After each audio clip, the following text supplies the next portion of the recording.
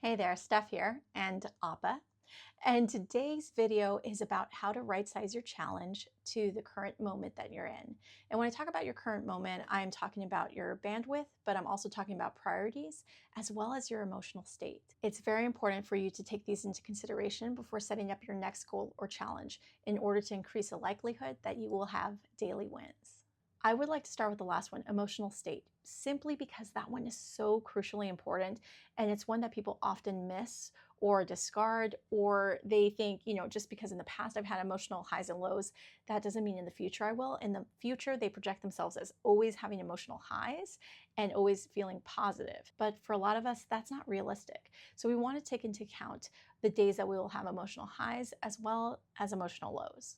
And nobody can tell you how many emotional highs or lows you're going to have in the future. But what we can do is we can look at the past and know ourselves and our emotional profiles. Arthur C. Brooks does research in happiness, and he has something called emotional profiles. I would encourage you to go to his website to check it out. You can also take your own emotional profile test on his site. Arthur Brooks talks about 4 emotional profiles.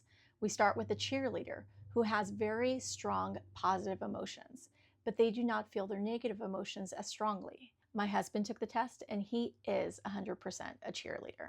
The next type is the poet. They feel their negative emotions very strongly, but their positive emotions not as strongly. Then you have the judge. They don't feel positive or negative emotions very strongly. They're more neutral. And finally, you have the mad scientist, which is what Arthur Brooks is and what I am as well. These are the people who feel their positive as well as their negative emotions very strongly. So they can have very high days and very low lows. Because I know this, I can plan for it. And so when I set up my goals and challenges, I don't assume every single day I'm going to have all highs. I know that on the days where I get knocked off my path, I will need a backup plan, something that keeps me moving forward, but without the same intensity as my good days. So here's what I would encourage you to do. Set up your challenges in a way that account for good days as well as bad days. Because even if we're not talking about emotions, there's days that some of us just feel sick or feel achy from working out or something else. Don't judge yourself. Just make a plan that is loving and caring, because there might be some days when just getting out of bed and washing your face might feel like a huge accomplishment. Make sure that you account for those days and set up your challenges in a way that even on your hardest days, you can still have a win. All right, so the next one is bandwidth. Do not set yourself up with a challenge that you are destined to fail. If you set up a challenge that takes up an incredible amount of time during a season when you don't have that time, you're just shooting yourself in the foot. So what I would encourage you to do is be realistic about how much time, effort, and energy that dream will take. And then look at your life and ask honestly if this is the right dream or challenge for this current moment. Is there a smaller step you can take now so you still feel like you're making progress and you're not waiting? Another thing I would encourage you to do is look at your current timeline. If you currently do not have the bandwidth for that dream or goal, look and decide how soon you will. Because the worst thing you can do is put off your dream or goal indefinitely. And the third factor in right sizing your challenge to your current moment is to look at your priorities. Your priorities are super important. And as you get older, you usually don't have priorities that are pointless or meaningless. All your priorities are extremely important to you. So this is when it gets a little challenging.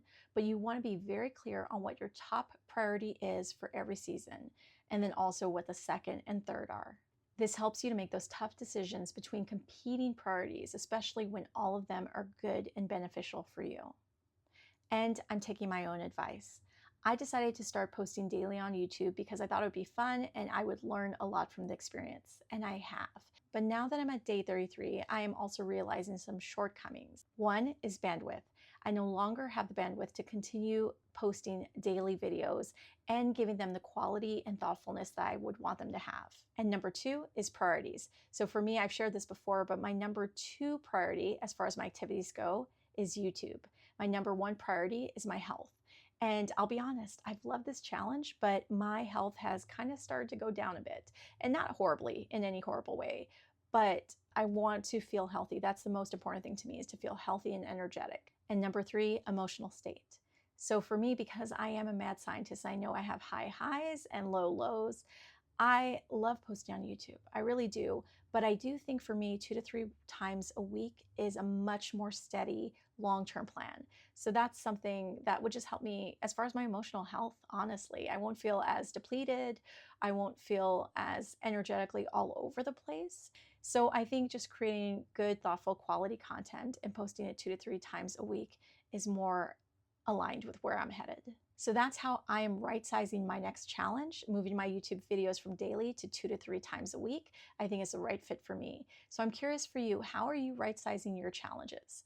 What is the next challenge you want to take on, and why is that the right fit for you? Bandwidth-wise, priority-wise, and emotional state-wise. All right, see you on the next video. See ya.